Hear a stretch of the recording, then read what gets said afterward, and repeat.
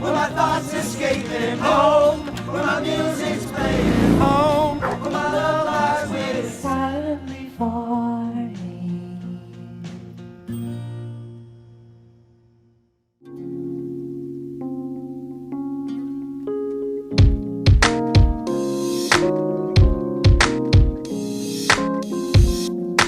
Closer to my dream.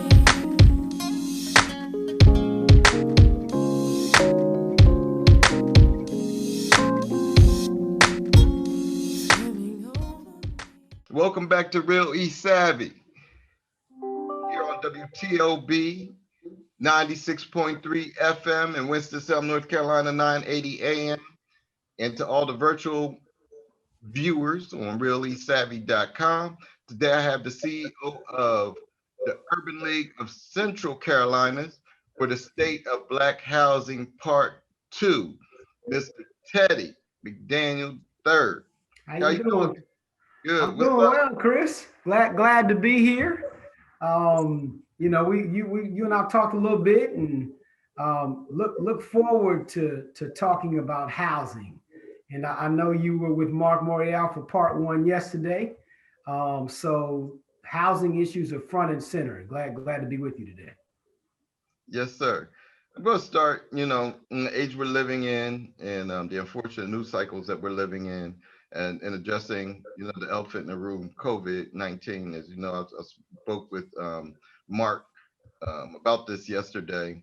You've been the CEO of several different urban leagues. I'm going to ask you, before I even get to that, to talk about your background, extensive background with urban leagues across the country.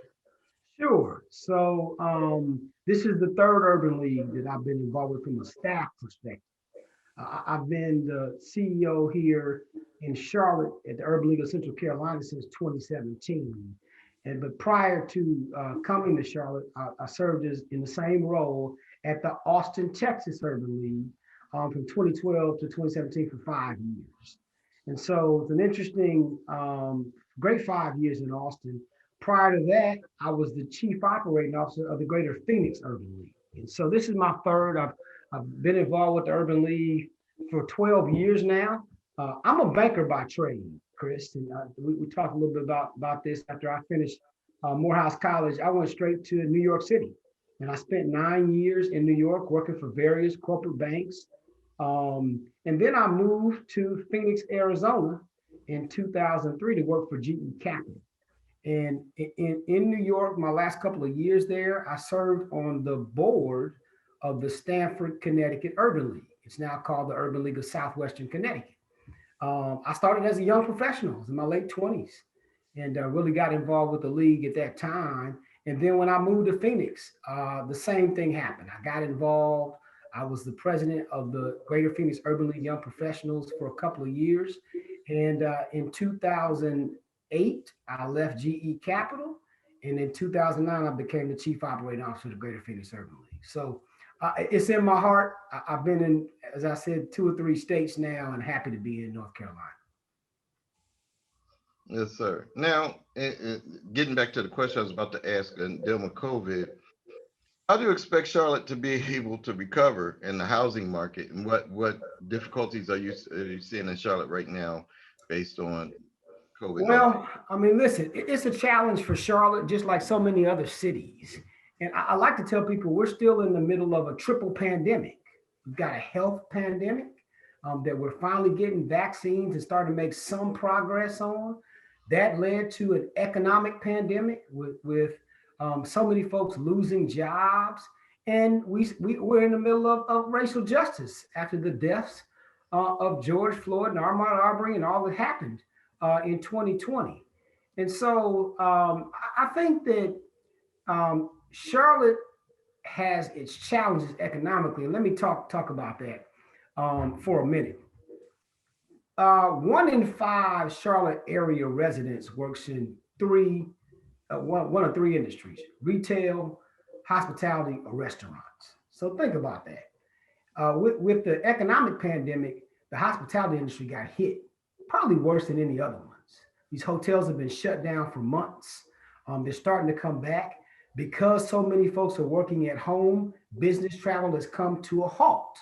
And so the hospitality industry really got battered, and it's going to be a challenge coming back. I think we're making some strides, but we're going to have to invest in people to get new training, to get jobs, and that's going to lead to better lives and housing initiatives. I know we're going to talk about housing a lot, and I just kind of see the whole housing phenomenon in Charlotte as it's similar to Austin and other cities. Do we have an affordable housing crisis in Charlotte? Absolutely. I mean, pre-COVID-19, the study came out that Charlotte has a 34,000 unit apartment shortage. So think about that. And this is when unemployment at the time was 3.5%. But for so many folks that are in underserved areas or those that are less educated or don't have great jobs, listen, if you have to pay $1,300 to $1,400 a month for a one bedroom, imagine if you are in those hospitality industries or lower wage jobs, you really can't afford it. And I like to focus when we talk about housing. We'll get into this, but I see housing like you do as wealth building, right? There are two ways, there are really three main ways that you're going to build wealth in America. You're going to own a home, become an entrepreneur, or do some investing. And so, in all of our programs and folks we deal with, we want them on that path to wealth building and assets. And so, it's a challenge. There's no question about that. Now you just said you may have answered it in the answer that you gave about the 13 to 14, but is that the median apartment rental and price in Charlotte? It is. Well, let me talk about single family homes for a minute, because I always listen. We have to have apartment units, right? Because you have so many folks who are at 30% AMI, 50%, 80%. But I have an issue a lot of times in how we talk about this. When we say affordable housing, Chris, we're really talking about middle class and up, to be honest with you. You can have a good job, but if the average house like it is in Charlotte costs $310,000, you go back to the whole drive till you qualify phenomenon. And it's just my opinion that we ought to differentiate affordable housing to subsidized housing, right? So that's when we go back to talk about all of these units that are being built. There's a lot of activity in Charlotte around building new units. In 2018, there was a $50 million housing bond that passed here in Charlotte, and Foundation of the Carolinas set up a housing opportunity investment fund and matched it with private funds to $53 million to date. So there's a lot of concern and investment so that we can build more units. I just want equal concern and investment into single family homes. Home, where my thoughts escaping. Home, where my music's playing. Home, where my love lies waiting silently for me. Welcome back to Really Savvy. We've adjusted our, we living in Wi-Fi now. So Zoom, we're back. If you could, I don't know if you were finished. I want to stop what you were saying, the thought that you were on. No, we're finished. The last thought was that there are lots of efforts around Charlotte to build more units and help more lower income folks be able to live. But we want to be focused as much on single family homes as we do apartment units. That said, you have, and how I got to you via James Perry, the CEO of the Winston-Salem Urban League. My good colleague. Oh yeah, Yes, I know sir. JP well. Yeah. Yeah. Because you have a housing department within your urban league in Charlotte. Could you talk about it and what kind of programs that you have? Yeah. So here in Charlotte, and to be clear, our largest department is in workforce development. But what we do is we integrate financial education, home buyer education, and the like into all of our programs. And so we've got various partners that come in to do financial literacy programming throughout. It doesn't matter what kind of program you take for workforce development, you're going to get the financial education. Look, we meet with thousands of, we serve thousands of clients every year. And our mentality is we're going to meet you where you are. But we also have a self-sufficiency matrix that we give everyone economically when you start our classes. So where are you financially?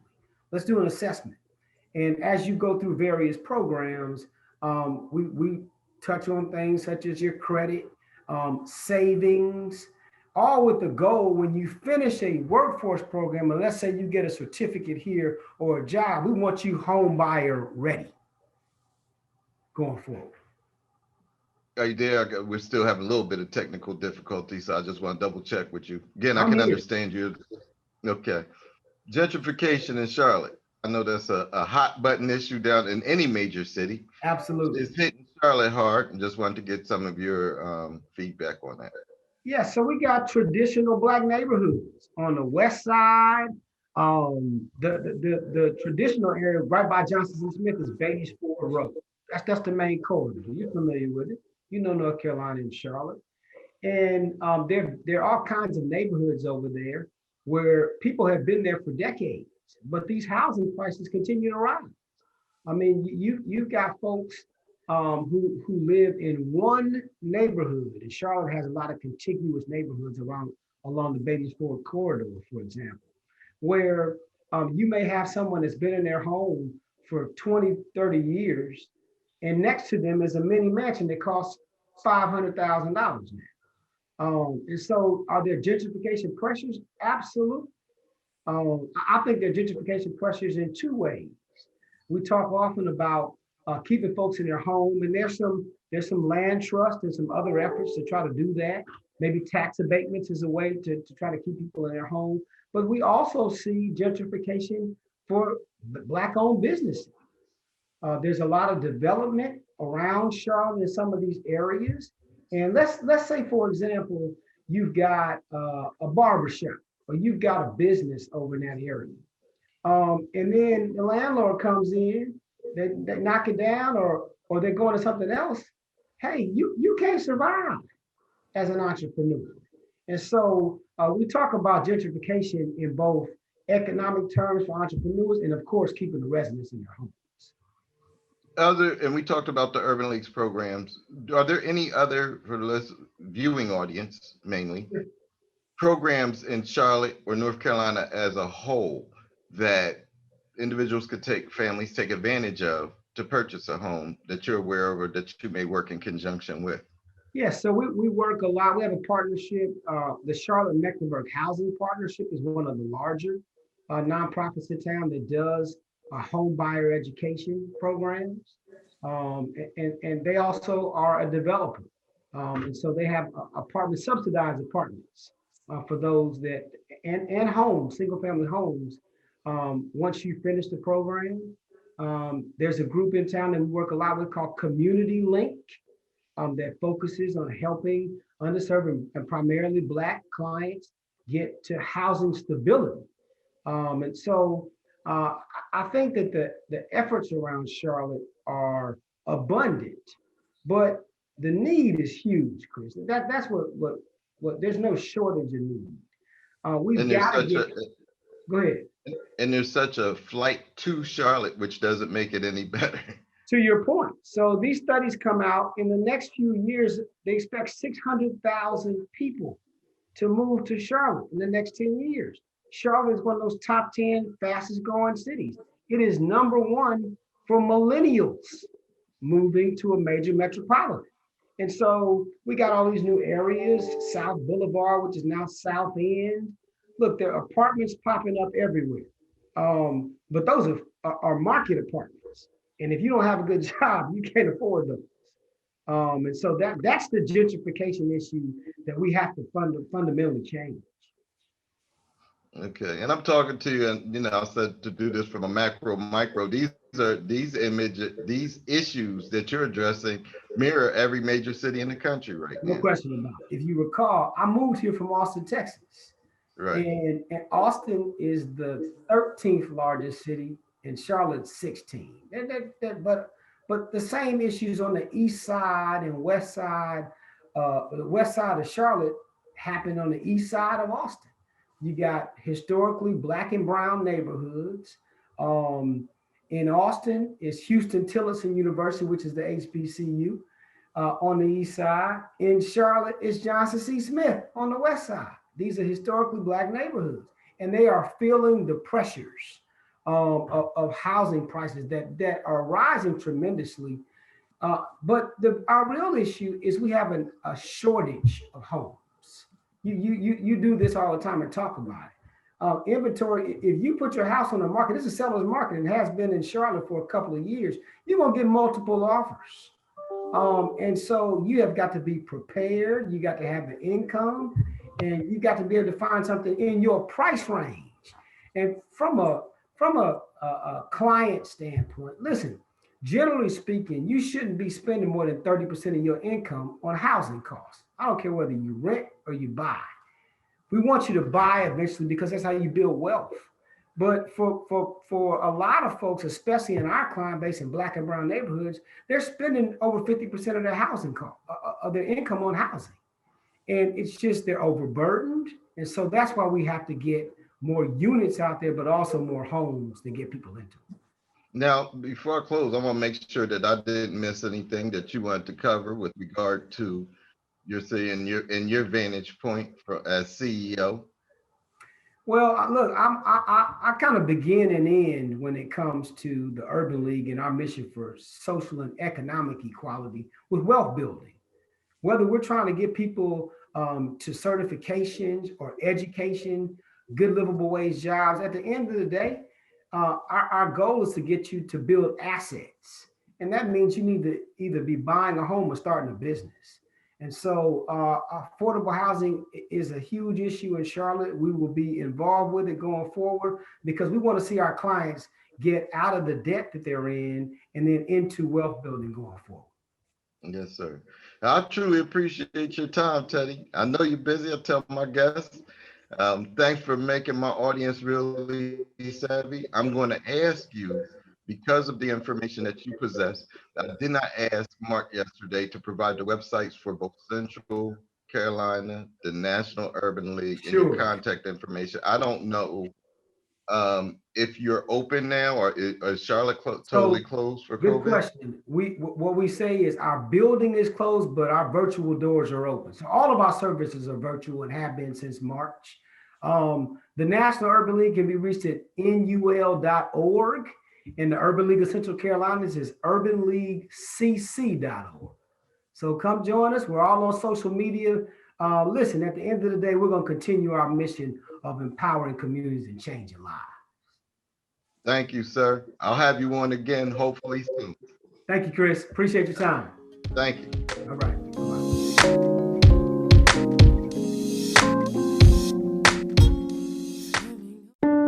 You know how to help your clients find the home of their dreams. And we know the perfect mortgage can make that dream come true. We are Guarantee Rate Affinity, a joint partnership between the third largest retail mortgage lender and your company. We're here to help you look good to your clients and sell more homes. How? First, we make the process as simple, seamless, and awesome as possible. And that starts with our expert loan officers. You might have met some of them as they work alongside Coldwell Banker agents. Clients love our easy digital mortgage, which can have them ready to make an offer in minutes. We have over 100 loan products with some of the fastest turn times in the industry. And because our loan experts are fueled by the most advanced mortgage technology platform, we can help you and your clients at any time, from anywhere. Plus, you'll love tools like Loan Status Monitor that keeps you in the know, and Flash Close that shortens closings from hours to minutes. Above all, we're committed to the belief that your success is our success.